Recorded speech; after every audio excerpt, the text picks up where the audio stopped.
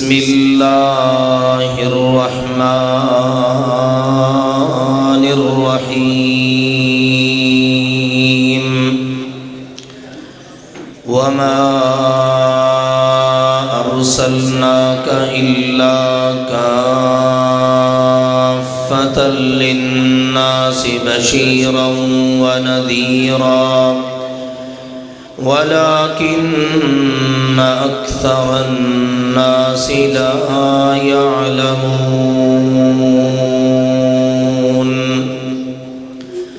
وقال تعالى وما كان لمؤمن ولا مؤمنة إذا قضى الله ورسوله أمرا أن يكون لهم الخيرة من أمرهم ومن يعص الله ورسوله فقد ضل ضلالا مبينا۔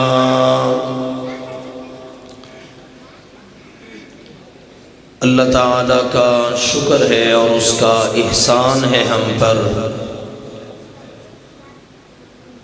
کہ اس نے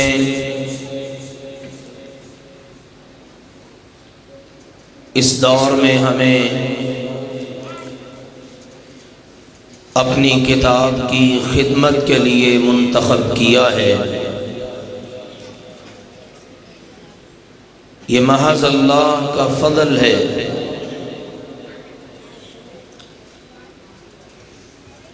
اور اللہ تعالی جس کے ساتھ خیر کا ارادہ فرما لیتا ہے اللہ تعالیٰ اس کو اپنے نازل کردہ دین کی سمجھ بھی عطا کر دیتا ہے اور اس کے لیے اللہ اسے استعمال بھی فرما لیتا ہے۔ دنیا اللہ تعالیٰ ہر ایک کو دیتا ہے، چاہے اللہ اس سے راضی ہو یا نہ ہو، بلکہ ایسا بھی دیکھنے میں آتا ہے جو اللہ کے نافرمان اور باغی ہوتے ہیں دنیا انہیں اللہ کے فرما برداروں سے زیادہ مل جاتی ہے۔ اسی لیے اللہ تعالیٰ نے اپنے بندوں کو بتایا اور سمجھایا لا یغرنک تقلب الذین کفروا فی البلاد متاع قلیل۔ میرے نافرمانوں اور باغیوں ان کی شان و شوکت، ان کا ملکوں میں آنا جانا، ان کے لیے مال و دولت کی ریل پیل، اس کو دیکھ کر تم دھوکے میں مبتلا نہ ہو جانا۔ یہ تھوڑا سا دنیا کی زندگی کا سامان ہے۔ ثم مأواہم جہنم، پھر ان باغیوں اور نافرمانوں کا ٹھکانہ ہے جہنم۔ اور اللہ تعالیٰ نے سورۃ ہود میں یہ بات بھی ارشاد فرمائی کہ اللہ ذوالجلال والاکرام دنیا کے طالبوں کو، دنیا چاہنے والوں کو دنیا میں ہی جو اس نے دینا ہوتا ہے وہ دے دیتا ہے، آخرت میں ان کے لیے پھر کچھ بھی نہیں ہوتا۔ اور ان کے برعکس ایسے خوش نصیب لوگ جن کو دنیا تو ان کی مرضی کے مطابق نہیں ملتی، بلکہ اکثر اوقات ایسا ہوتا ہے بہت تھوڑے سے وظیفے پر بیچارے گزارا کرتے ہیں اور ان کے گھروں کے اندر مال و دولت کی وہ ریل پیل نہیں، حتیٰ کہ اکثر وہ اپنی خواہشات بھی پوری نہیں کر پاتے، لیکن وہ اللہ کا قرآن پڑھنے والے ہوتے ہیں، اللہ کا قرآن پڑھانے والے ہوتے ہیں۔ اور رسول اللہ صلی اللہ علیہ وآلہ وسلم نے فرمایا خیرکم من تعلم القرآن وعلمہ، تم میں سے سب سے بہترین وہ ہے جو اللہ کے قرآن کو سیکھتا ہے اور سکھاتا ہے۔ بہترین وہ نہیں ہے جو سوسائٹیوں کا مالک ہو، بہترین وہ نہیں ہے جس کا بینک کے اندر بہت مال پڑا ہوا ہے، بہترین وہ نہیں ہے جس کے پاس بڑی جائیدادیں ہیں۔ یہ مال، یہ دولت، ان کا تعلق تو صرف دنیا کی زندگی کے ساتھ ہے۔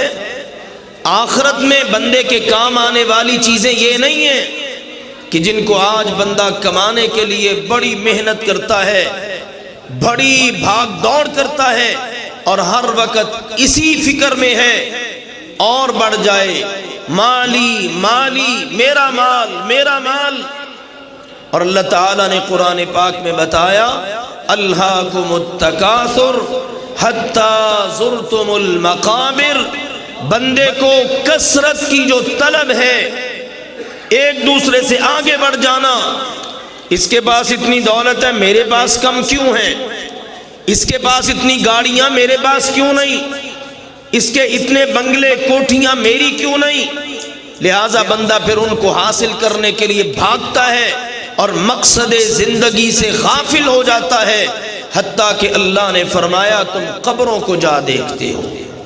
یاد رکھو زُيِّنَ لِلنَّاسِ حُبُّ الشَّهَوَاتِ مِنَ النِّسَاءِ وَالْبَنِينَ وَالْقَنَاطِيرِ الْمُقَنطَرَةِ مِنَ الذَّهَبِ وَالْفِضَّةِ وَالْخَيْلِ الْمُسَوَّمَةِ وَالْأَنْعَامِ وَالْحَرْثِ ذَلِكَ مَتَاعُ الْحَيَاةِ الدُّنْيَا واللہ عنده حسن المآب۔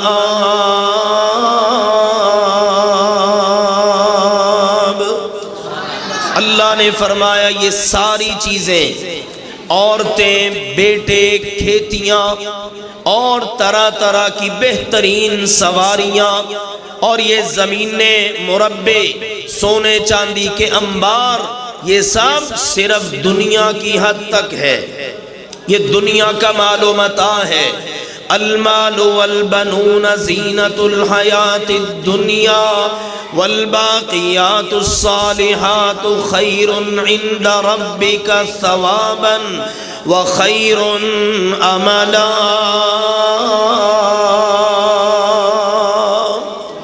فرمایا یہ مال، یہ بیٹے بس دنیا میں کام آئیں گے، ہاں اسی مال کو بندہ نیکیاں کمانے کے لیے خرچ کرے اور انہی بیٹوں کو دین پر لگائے تو یہی ہمیشہ باقی رہنے والے عمل بن جاتے ہیں، پھر اللہ کے ہاں بندے کو اجر بھی ملے گا، بندے کو اللہ کے ہاں ثواب بھی ملے گا۔ دیکھیے نا، صرف مقصد زندگی بندہ مال بنا لے اور مال کے حق کو ادا نہ کرے، اللہ نے اولاد دی ہے اس کے حوالے سے ذمہ داری ادا نہ کرے تو یہی وبال جان بن جاتا ہے۔ اور اگر انہی کو رخ بدل دے، ان کا اولاد نیک ہو جائے، مال کا کمانا، مال کا زیادہ ہونا، مال کو اللہ کے لیے خرچ کرنا، اپنی ضرورتوں کو پورا کرنے کے لیے صرف کرنا، یہ کوئی بری بات نہیں، لیکن بندہ یہ سب کچھ اللہ اور اس کے رسول کی فرما برداری میں کر لے تو یہی مال بندے کے لیے بہترین صدقہ جاریہ بھی بن جاتا ہے۔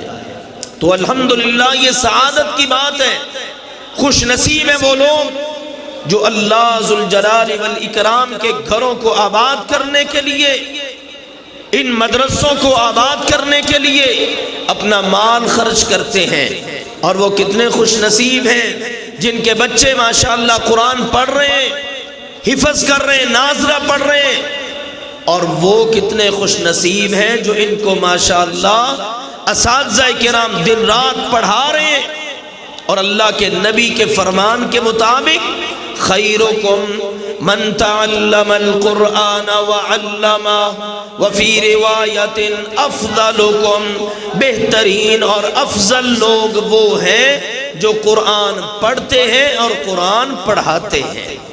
یہ ہیں عظیم الشان لوگ آج کے دور میں، اللہ کے فضل و کرم سے مرکز خالد بن ولید کی سالانہ تقریب کے موقع پر تشریف لانے والے پیارے بھائیوں اور محترم بزرگوں اور عزیز طلبہ کرام اور محترم و مکرم اساتذہ کرام، الحمدللہ آج کے اس پرفتن دور میں کہ جب کہ دوڑ لگی ہوئی ہے دنیا کے حصول کے لیے اور کئی ایک کا شوق، کئی ایک کی مجبوریاں، لیکن الحمدللہ آج بھی اللہ کے فضل و کرم سے اللہ کے گھروں میں مدرسوں میں بیٹھ کر قرآن پاک کی تعلیم حاصل کی جا رہی ہے اور قرآن پاک کی تعلیم دی جا رہی ہے، اور ہر سو اللہ کے فضل و کرم سے محمد مصطفیٰ صلی اللہ علیہ وسلم کے لائے ہوئے دین کو پھیلانے کی کوششیں جاری ہیں۔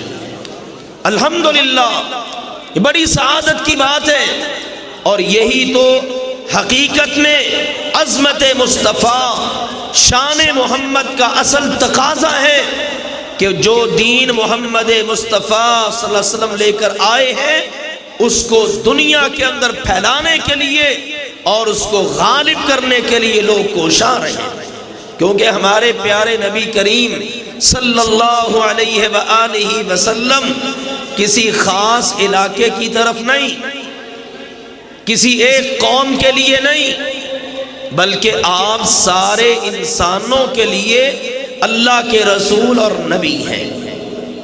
آپ کن کے لیے اللہ کے رسول اور نبی ہیں؟ بولیے ذرا، سارے انسانوں کے لیے۔ کن کے لیے؟ سارے انسانوں کے لیے۔ پہلے نبی اور رسول آئے نا، آپ ان کا تذکرہ پڑھ لیجئے سورۃ ہود میں، اسی طرح سے سورۃ الشعراء میں، دیگر سورتوں میں ہر نبی نے آ کر یہی کہا، یا قوم عبد اللہ، یا قوم عبد اللہ، اے میری قوم اللہ کی عبادت کرو، اے میری قوم اللہ کی عبادت کرو۔ لیکن جب ہمارے پیارے نبی کی باری آئی تو اللہ نے کہلوایا، یا ایھا الناس اعبدوا ربکم، میرے پیغمبر آپ نے یہ نہیں کہنا اے میری قوم، بلکہ آپ نے کہنا ہے اے انسانوں اپنے رب کی عبادت کرو۔ انسان جہاں جہاں بھی ہے، مشرق میں، مغرب میں، شمال میں، جنوب میں، جہاں جہاں بھی انسان ہے اس انسان کی طرف محمد الرسول اللہ صلی اللہ علیہ وسلم اللہ کے رسول اور نبی بن کے آئے، اور آپ علیہ السلام کی نبوت اور رسالت سب کے لیے۔ کتنی عظمت اللہ نے عطا کی۔ آپ علیہ السلام نے فرمایا، بعثت الی الخلق کافہ، اللہ نے مجھے ساری مخلوق کا رسول اور نبی بنا کے بھیجا ہے۔ اللہ نے آپ کو اتنی عظمتیں عطا کی، اتنا شان عطا کیا، اتنی فضیلتیں عطا فرمائی۔ بعض فضیلتیں تو ایسی ہیں، آپ نے بتایا اللہ نے مجھے دیگر نبیوں پر بھی ان میں برتری عطا کر دی۔ فضلت علی الانبیاء، بعض فضیلتیں ایسی ہیں دیگر نبیوں پر بھی اللہ نے مجھے ان میں برتری عطا کر دی۔ مثال کے طور پر فرمایا، ختم بی النبیون، اللہ نے مجھے سارے نبیوں کے آخر میں بھیجا۔ اب آپ کے بعد قیامت تک کوئی نبی، کوئی رسول نہیں آئے گا، آپ اللہ کے آخری نبی اور آخری رسول۔ اور آپ نے فرمایا، نصرت بالرعب مسیرۃ شہر، اللہ نے ایک عظمت مجھے یہ بھی عطا کی ہے، میرا دشمن، میرا گستاخ، اللہ کا دشمن، اللہ کا باغی، وہ مجھ سے ابھی 1 مہینہ کی مسافت پر ہوتا ہے اور اللہ اس کے دل میں میرا رعب ڈال کر میری مدد فرما دیتا ہے۔ یہ عظمتیں اللہ نے آپ کو عطا کی، دیگر بھی عظمتیں۔ آؤ میرے پیارے بھائیوں، اس بات کو سمجھو، اتنے عظیم المرتبت پیغمبر، اتنے عظیم الشان پیغمبر، آخر ان کی بعثت کا مقصد کیا ہے؟ بس یہ بات کر کے میں اپنی بات مکمل کرتا ہوں۔ آپ کی بعثت کا مقصد، آپ کو اللہ نے کیوں بھیجا؟ اللہ نے خود ہی بتا دیا، میں نے اپنا رسول اس لیے بھیجا ہے، وَمَا أَرْسَلْنَا مِن رَّسُولٍ إِلَّا لِيُطَاعَ بِإِذْنِ اللَّهِ، میں نے اپنا رسول اس لیے بھیجا تاکہ اس کو رسول ماننے والے اس کی فرما برداری کریں، اس کی اطاعت کریں، رسول کے پیچھے چلیں۔ رسول نے جو کہا وہ کرنا ہے، اور جس سے روک دیا اس سے رکنا ہے۔ یہ ہے رسول کی بعثت کا مقصد، اور یہ ہے شان محمد صلی اللہ علیہ وسلم کا تقاضا۔ صرف زبان سے کہہ دینا آپ کی عظمت بہت ہے، آپ کی شان بہت ہے، آپ جیسا دنیا میں ہے ہی کوئی نہیں، اور اسی طرح سے آپ کی عظمتوں کے تذکرے، ٹھیک ہے، اس سے ایمان والوں کا ایمان بڑھتا ہے، لیکن میرے پیارے بھائیوں، آپ کی رسالت کا مقصد پورا نہیں ہوتا۔ آپ کی نبوت و رسالت کا مقصد یہ ہے، جس نبی کی اتنی شان ہے، جس نبی کا اتنا مقام ہے، اب زندگی بھی اسی نبی کے طریقے پر گزارنی ہے، پھر اسی نبی کی دعوت کو عام کرنا ہے، اسی نبی کے لائے ہوئے دین کو پوری دنیا میں غالب کرنا ہے، اسی نبی کے منہج پر چلنا ہے۔ کیا ہے اس نبی کا منہج؟ کیا ہے جی؟ لگتا ہے آپ بھول گئے ہیں۔ ہمارا منہج کیا ہے جماعت کا؟ کیوں جی کیا ہے منہج؟ دعوت اور جہاد۔ ذرا بولیے سارے مل کر، کیا ہے نبی پاک کا منہج؟ سارے نہیں بول رہے، کیا ہے نبی پاک کا منہج؟ دعوت اور جہاد۔ ہمارا بھی منہج کیا ہے؟ دعوت اور جہاد۔ تو اس راستے پر چلتے ہوئے اس نبی کے لائے ہوئے دین کو پوری دنیا پر غالب کرنا، اور اس کے لیے منہج ہے، راستہ ہے، طریقہ ہے دعوت کا اور جہاد کا۔ جب ہم خود اس نبی کی پیروی کریں گے، اس نبی کے نقش قدم پر چلیں گے، اس نبی کے لائے ہوئے دین کو غالب کریں گے، پھر اللہ بھی وعدہ کرتا ہے کامیابیاں تمہارے قدم چومیں گی۔ آج اگر دنیا کے اندر ذلت ہے مسلمانوں کی، آج اگر ہماری پستی ہے، تو اس کی وجوہات میں سے ایک مین وجہ یہ ہے کہ ہم نے اپنے پیغمبر کی بات ماننا چھوڑ دی ہے۔ یہ ربیع الاول کا مہینہ، اس کا پیغام کیا ہے؟ بلکہ سال بھر کے ہر دن کا پیغام کیا ہے؟ لوگوں، جس کا کلمہ پڑھا ہے اس کے پیچھے چلو، جس کو رسول مانا ہے اس کی بات مانو۔ اور اللہ نے کہا وَمَا آتَاكُمُ الرَّسُولُ فَخُذُوهُ وَمَا نَهَاكُمْ عَنْهُ فَانْتَهُوا، میرا رسول جو دے دے اس کو لے لو، اور جس سے روک دے اس سے رک جاؤ۔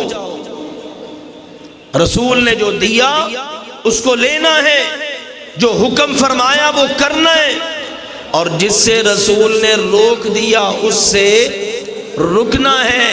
یہ ہے اللہ کے رسول کا اصل ادب اور احترام۔ صحابہ کرام رضوان اللہ علیہم اجمعین کی اور اہل بیت عظام کی یہی تو ادائیں تھیں۔ آپ کو کوئی صحابی اور اہل بیت میں سے کوئی فرد ایسا نہیں ملے گا جو اللہ کے پیارے نبی کی بات نہ مانتا ہو۔ آج ہمارا اور ان کا فرق یہ رہ گیا، وہ بات مانتے تھے اور ہمارے ہاں مسلمان آج رہ گئے میلاد منانے والے۔ سال میں ایک محفل کر لو، میلاد منا لو، اور پھر ساری زندگی کیا ضرورت ہے نمازیں پڑھنے کی؟ کیا ضرورت ہے اپنے آپ کو سنت کے مطابق ڈھالنے کی؟ پھر اس طرف سے مسلمان پیچھے رہ گئے۔ تو آؤ ذرا سوچو، قرآن کے پیغام پر غور کرو۔ اللہ نے کہا کوئی شخص، مرد ہے یا عورت، ایمان والا ہو، اب اس کی یہ ہمت اور جرت ہی نہیں ہوتی کہ اللہ اور اس کا رسول کوئی فیصلہ کر دے اب وہ اپنی مرضی کرتا پھرے. ایسا ممکن ہی نہیں، کیونکہ اس نے کلمہ پڑھا ہے، اور کلمہ میں رب اللہ کو کہا ہے اور رسول کن کو کہا؟ محمد صلی اللہ علیہ وسلم کو. اب مومن ہو، ایمان والا ہو اور اپنی مرضی کر جائے، اللہ نے فرمایا وَمَا كَانَ لِمُؤْمِنٍ وَلَا مُؤْمِنَةٍ اِذَا قَضَى اللَّهُ وَرَسُولُهُ أَمْرًا. مومنوں سنو، غور کرو، کوئی مومن مرد، کوئی مومنہ عورت اللہ اور اس کے رسول کا فیصلہ آ جانے کے بعد اب اپنی مرضی کیوں نہیں، اپنی مرضی نہ کرے. ہم اللہ کا شکر ہے ایمان والے ہیں، اللہ ہم سب کو ایمان کی سلامتی نصیب فرمائے، اللہ ہم سب کو ایمان کی اعلیٰ کیفیت نصیب فرمائے. سوچئے گا، ذرا غور کیجئے، آج ہم اپنی زندگیوں کا جائزہ لیں، اللہ کے نبی کی رہبری رہنمائی قدم قدم پر موجود ہے. خوشی کا موقع، غمی کا موقع، عبادات، معاملات، طور اتوار، ہماری زندگی کے شب و روز، ہمارے دن، ہماری راتیں، ہمارا سونا، ہمارا جاگنا، ہمارا کھانا پینا، ہمارے معاملات، مال کو کمانا، مال کو خرچ کرنا، ہماری سیاست، ہماری معیشت، ہماری معاشرت، ہمیں غور کرنے کی ضرورت ہے. ان ساری چیزوں میں کہاں کہاں ہم اپنی مرضیاں کرتے ہیں اور کہاں کہاں اللہ کے رسول کی بات مانتے ہیں. خواہش ہونی چاہیے، کوشش بھی ہونی چاہیے پوری دنیا میں اللہ ذوالجلال والاکرام کا بھیجا ہوا دین غالب ہو. لیکن میرے پیارے بھائیوں، ہمارے بس میں نہیں ہے، لیکن ایک چیز ہمارے بس میں ہے. یہ جو ہمارا جسم ہے، سر کے بالوں سے پاؤں کے تلووں تک، اس پر تو ہم دین نافذ کر سکتے ہیں کہ نہیں؟ کیوں جی کر سکتے ہیں کہ نہیں؟ ہمیں کوئی حکومت تو نہیں نہ کہتی جھوٹ بول کر مال کماؤ، ہمیں کوئی حکومت نہیں کہتی یا کوئی زور زبردستی نہیں ہے کہ ہم نماز نہ پڑھیں، داڑھی نہ رکھیں، شلوار ٹخنوں سے اوپر نہ رکھیں. ہم اپنے دلوں میں حسد، کینہ، بغض ان کو رکھتے ہیں، ہماری آنکھوں میں حیا نہیں. آج ہمارے کانوں کے ذریعے کون سی آوازیں ہمارے دل و دماغ تک پہنچتی ہیں. آج ہم مال کماتے ہیں تو کہتے ہیں جب تک جھوٹ نہ بول لیں کاروبار ہی نہیں چلتا. 2 نمبری، دھوکہ، فراڈ، یہ ساری چیزیں آج ہمارے معاشرے کا لازمی حصہ بن چکی ہیں. ہم کم از کم اپنے آپ کو تو سنوار سکتے ہیں نا، اپنی اصلاح تو کر سکتے ہیں، اپنے اوپر تو دین کو نافذ کر ہی سکتے ہیں نا. اور ہم نے جواب بھی اپنا ہی دینا ہے سب سے پہلے. تو اس لیے میری دعوت ہے، آئیے جس نبی کی اتنی عظمت کے ہم معترف ہیں اور ہم اپنے دلوں کے اندر اس نبی کی محبت رکھتے ہیں، اسی نبی نے فرمایا لوگو من احب سنتی فقد احبنی. جس کو میری سنت سے محبت ہے نا اسی کو مجھ سے محبت ہے. خوشی کے موقع پر سنتیں، غمی کے موقع پر سنتیں. جس کو نبی کی سنت سے محبت اس کو نبی سے محبت، اور جس کو نبی سے ایسی محبت ہوگی نا، فرمایا وَمَنْ أَحَبَّنِي كَانَ مَعِيَ فِي الْجَنَّةِ. جو مجھ سے ایسی محبت کرے گا نا، اللہ اس کو جنت میں میرا پڑوسی بنا دے گا. آج ہمارے محلے میں کوئی اچھا آدمی رہتا ہو، کوئی چودھری رہتا ہو، کوئی سیاستدان، ہم تعارف کرواتے، لوگوں کو بتاتے ہیں وہ فلاں چودھری کا میں محلے دار ہوں. میرے پیارو، اس جنتی کی قسمت کے کیا کہنے کہ جس کا پڑوسی محمد مصطفیٰ صلی اللہ علیہ وسلم جیسا عظیم المرتبت ہو. تو ان کا پڑوس حاصل کرنے کے لیے کیا کرنا ہے؟ ان کی سنت پر چلنا ہے. ان کے طریقوں پر چلنا ہے، ان کو اپنے لیے بہترین نمونہ سمجھنا ہے۔ آئیے ان باتوں پر انشاءاللہ تعالی غور کریں، توجہ دیں، عمل میں لائیں۔ یہ بہترین عمل ہے، اللہ کا شکر ہے الحمدللہ، یہ مراکز، یہ مدارس، یہ مساجد آباد ہیں، یہاں پر یہی کام جاری ہے۔ اللہ اور اس کے رسول کی فرما برداری پر امت آ جائے۔ اللہ ذوالجلال والاکرام ہم سب کو حق بات کو سمجھنے، قبول کرنے اور عمل کرنے کی توفیق عطا فرمائے۔ وآخر دعوانا ان الحمدللہ رب العالمین۔